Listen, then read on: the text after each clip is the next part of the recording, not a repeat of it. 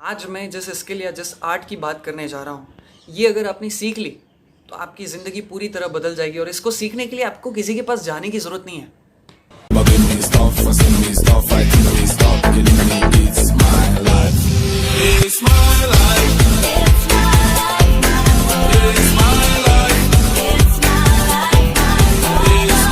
आपके साथ दो छोटी छोटी स्टोरी शेयर कर रहा हूँ। विद इन 2 मिनट्स आप सब कुछ समझ जाएंगे कि मैं किस स्किल की बात कर रहा हूँ। ठीक है, एक लड़का होता है, वो बस में बैठा हुआ रहता है। ठीक है, बस एक टर्मिनल में रुकती है और वहाँ पे एक प्रेग्नेंट वुमन चढ़ती है। लड़का क्या करता है, अपनी जिम्मेदारी समझते हुए खड़ा हो जाता है और उस प्रेग्नेंट वुमन को जगह दे देता है बैठने के लिए।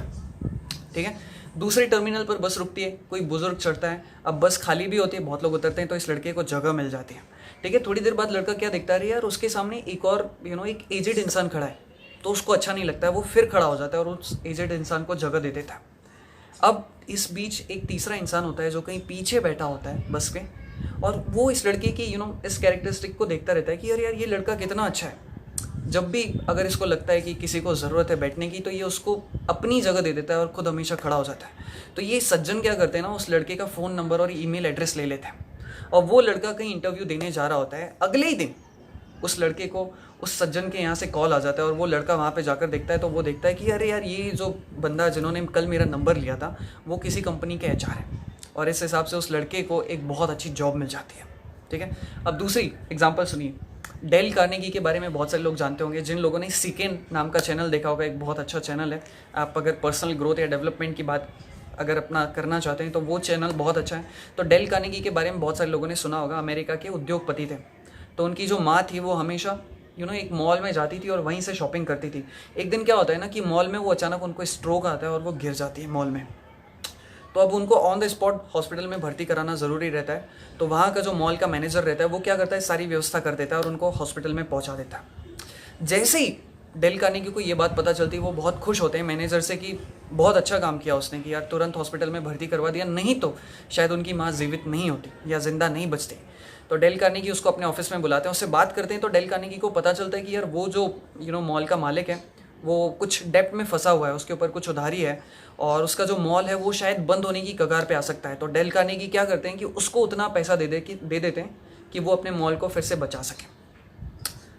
तो इस हिसाब से यार, इस स्टोरी में आपको क्या, ये 2 स्टोरी जो मैंने आपको बताई, ये बिल्कुल रियल है। हमारी ज़िंदगी में भी ये चीज़ें हमने कहीं ना कहीं फेस की होती है कि अगर हम किसी की मदद करते हैं तो हमको वापस आकर मिलता है। आई एम नॉट सेइंग, मैं ये नहीं कह रहा कि यार आप मदद करो इस स्वार्थ भाव से कि आपको कुछ ना कुछ वापस मिलेगा। नहीं, निस्वार्थ भाव से करनी है। अगर हम स्वार्थ के साथ करेंगे तो उसकी वैल्यू नहीं है। और ये चीज़ हमेशा याद रखो कि यार आपने जो चीज़ की है ना, वो प्रकृति के डेटाबेस में कहीं ना कहीं सेव हो रहा है। और जब आपको उसकी ज़रूरत होगी ना, तो प्रकृति आपको वो चीज़ एक्सेस करने को देगी। जैसा कि पहला एग्जाम्पल में हमने देखा, लड़का जो था वो इंटरव्यू में जा रहा था, लेकिन वो वहाँ इंटरव्यू में सिलेक्ट नहीं हुआ। तो यहाँ पर एक सज्जन ने उसको देख लिया कि अरे यार, ये सबकी मदद कर रहा है, इस लड़के में कुछ खास है। अगले दिन उसको कॉल करके अपनी कंपनी में एक जॉब दे देते हैं। ये सब कैसे हुआ? क्योंकि आपने किसी की मदद की, प्रकृति के डेटाबेस में वो सेव हो गया। और प्रकृति ऐसी है कि भाई, अगर आपने जो भी चीज़ की वो इंटेंसीफाई करके देती है।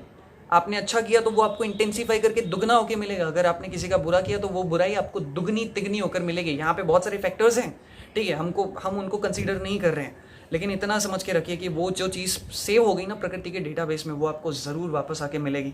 और यही है लॉ ऑफ अट्रैक्शन।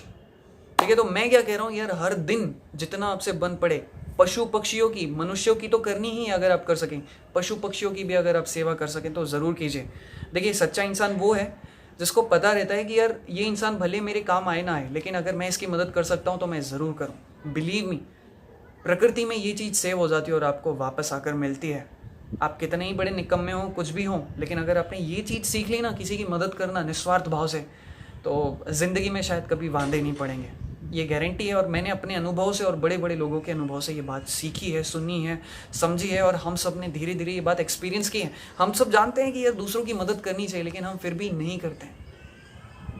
करके देखिए, थोड़ा सा समय निकालिए, किसी की मदद करके देखिए, शायद आपकी ज़िंदगी थ्रो आउट बदल जाए। Believe me, it's going to be amazing.